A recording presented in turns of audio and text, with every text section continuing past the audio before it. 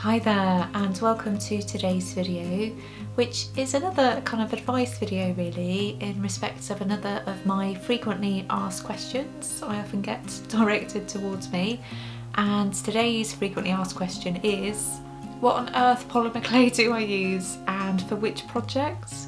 And I totally get the confusion. I think each different kind of polymer clay has its own distinct advantage and disadvantage for different kinds of project work, so I think it's worth having a bit of a chat about it today. I will only be discussing, however, pre-coloured polymer clay because, you know, that's the only kind of clay that I work with really. So I'll be looking at FIMO Professional today along with FIMO Softs, and I'll also be discussing some of the Sculpey clays out there. So there's Sculpey Premo and Sculpey Accents and Soufflé. And I'll also be having a quick chat about Kato Polyclay as well, and haven't actually got any in the studio at the moment, so perhaps I'll show some old footage for that or something. So it's yeah, good to include, I think. What I won't, however, be discussing today is Super Sculpey, and that's really because it's a neutral clay really. It doesn't come in sort of pre-coloured clays. Super Sculpey is really intended for those that make sculptures that are intended to be painted over with acrylic paints or such like. So I'll just be discussing the pre-coloured clays today, which are used really like paints on a palette really. You know, you choose your one colour and work with that. So yeah, that's the only proviso that you'll need to know. So let's go over to my clay desk and have a chat. So I'm now at my clay desk and I'm filming this from two angles. I don't know if they're the best angles in the world because it's a little bit awkward, but we'll see how we go. But basically this is FIMO Professional and it's the clay that I use for the vast majority of my work.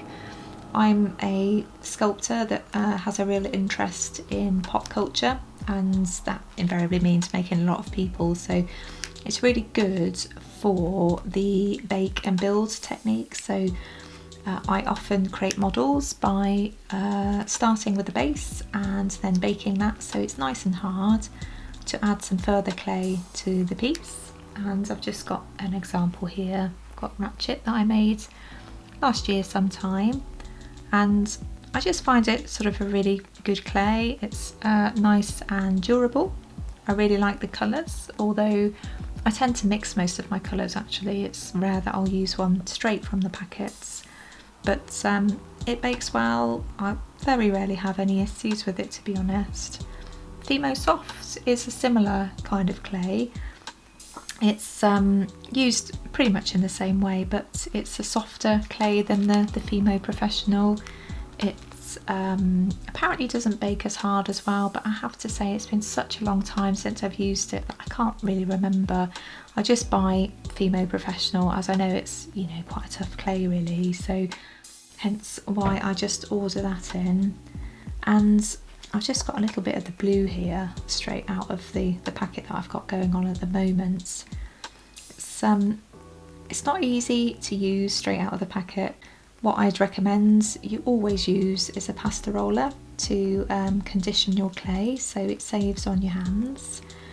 And yeah, just a really great clay. Once it's been through the pasta roller, it's generally really pliable, and just find it a really good sort of go-to clay really for both sculpture work and smaller projects that I'll come to just in a little while, because I'll show you the comparison between the FIMO and the Sculpey little projects.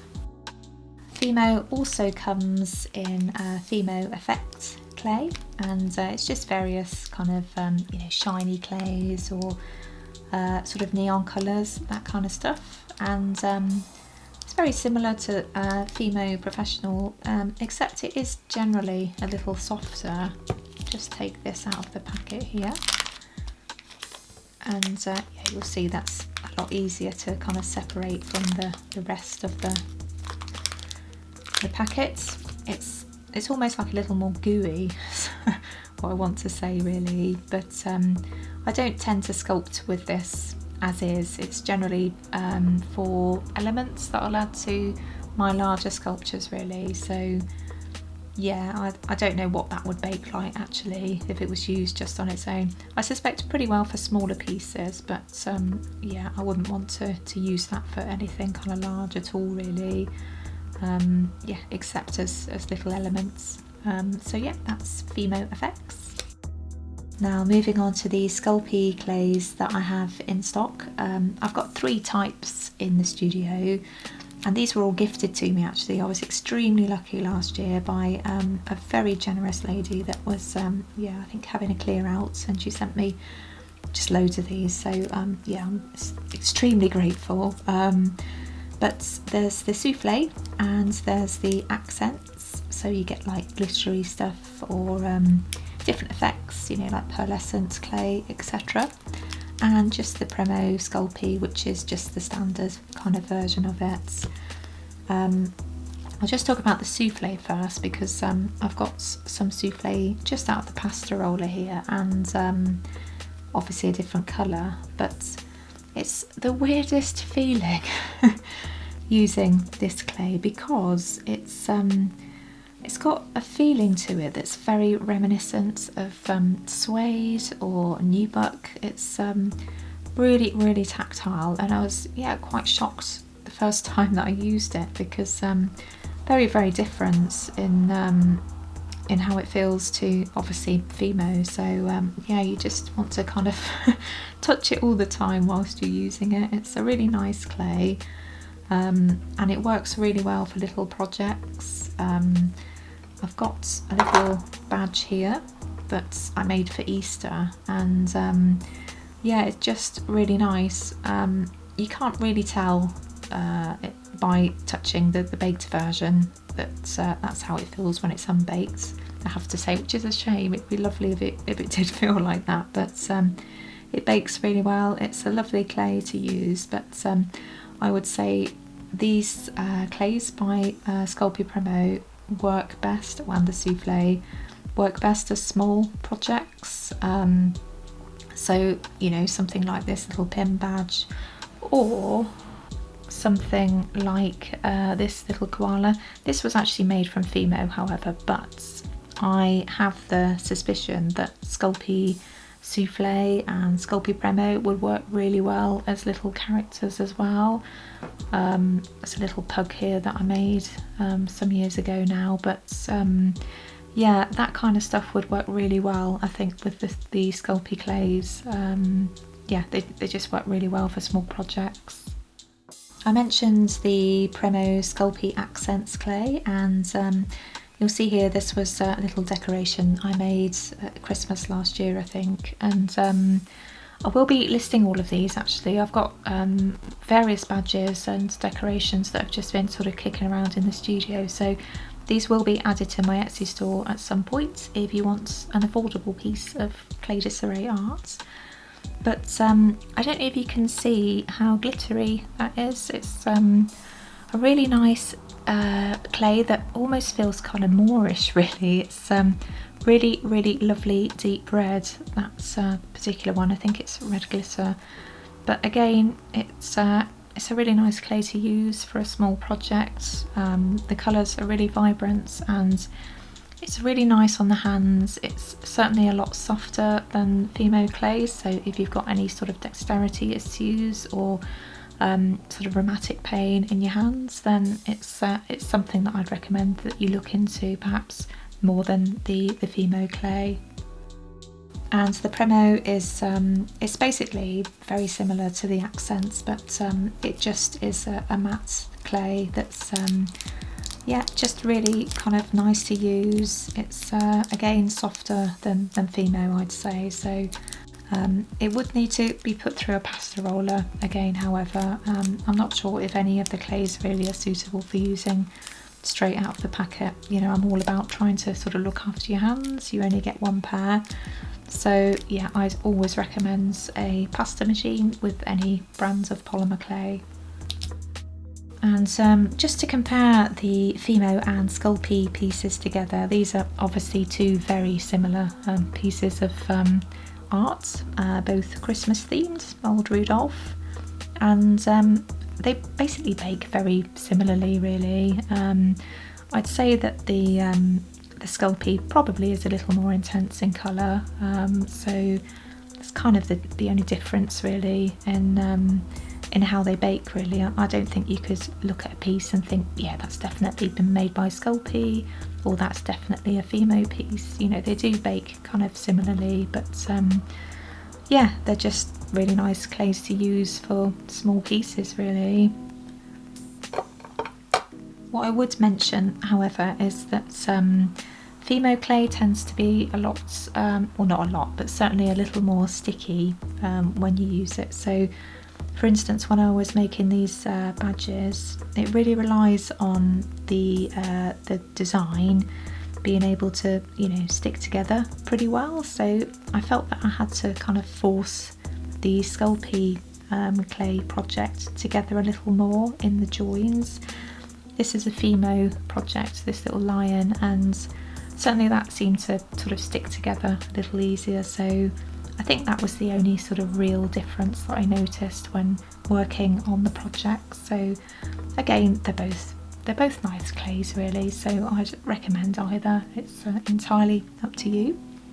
Oh, and this I just found in my box is another Sculpey project, and that was using a lot of the pearlescent clays, so you'll see how shiny Pob's hair is there. Yeah, that was a nice project to work on. And these are years old. These were the very first attempts I had with Sculpey clay, I believe, some years ago now.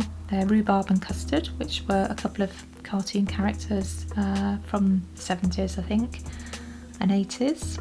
And yeah, I found it quite an interesting clay to work with, you know, a few years ago, but I think because I'd already invested so much in FIMO in terms of stock in my studio, I just sort of carried on with that really. But yeah, again, I just really like the colours of these two, so they were a lot of fun to make.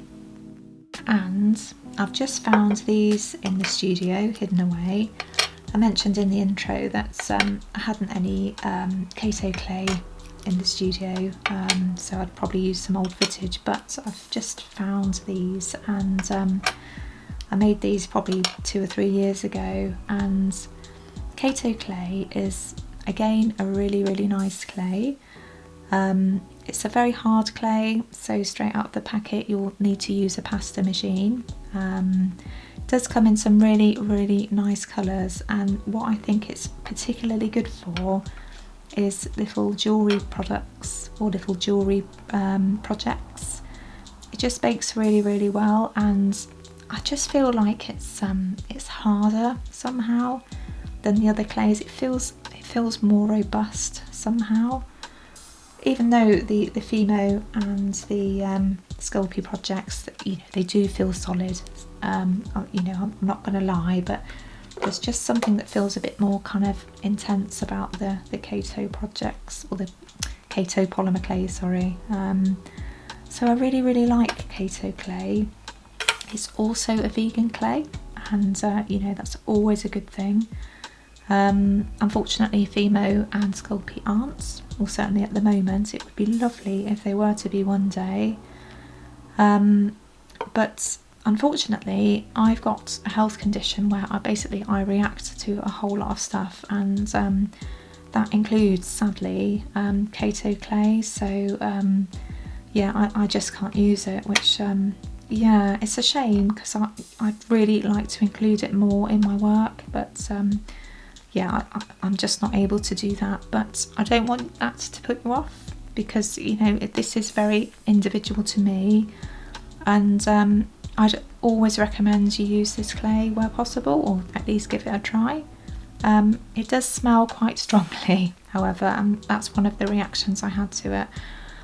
Just caused some breathing issues for me, but yeah, it smells like new dolls almost, sort of very sort of plasticky smell, but that does go. It's only while you're using it in its unbaked form. But yeah, I just wanted to mention Kato, because yeah, I'd be really happy for people to use it more really. And the other clay that I believe is vegan also is Cernet, but I've never used it, I've never been able to get my hands on it, so yeah, that's why I'm not mentioning it in today's video. But again, it comes in a variety of colours, but yeah, it's just really difficult to get hold of in the UK. So sorry, there's a tractor just going past at the moment. So yeah, that's Kato. Give it a go if you can. So I just thought it would be nice to, you know, discuss the clays that I've been using up until now. It's something that I often get asked, really, and it's just really difficult to tell somebody in a response to you know, a message on social media, because there's just so much to say, really. So I hope I've covered as much as I can today. But it might be something that I return to at some point. But yeah, hopefully it just gives you a little insight as to what clays I use and for what particular projects. I hope you found that useful and you've got more of an idea now of the different kinds of polymer clay out there, and yeah, what they can be used for. I'm only, however, discussing my own personal experience of working with the clays though, and I think the best advice I can give you is really go and try them all and see what works for you. I've just found personally that there has been advantages and disadvantages of working with each kind of clay for different project work, really. So yeah, just go and try them all, see what works. I would also be really interested to hear your thoughts on different clays, and which is your favourite clay and which kind of specific project work that you use that clay for. So let me know down below. And I think that's it for today. So thanks for watching. Give it a like if you liked it, and I'll see you next week with another video. Bye!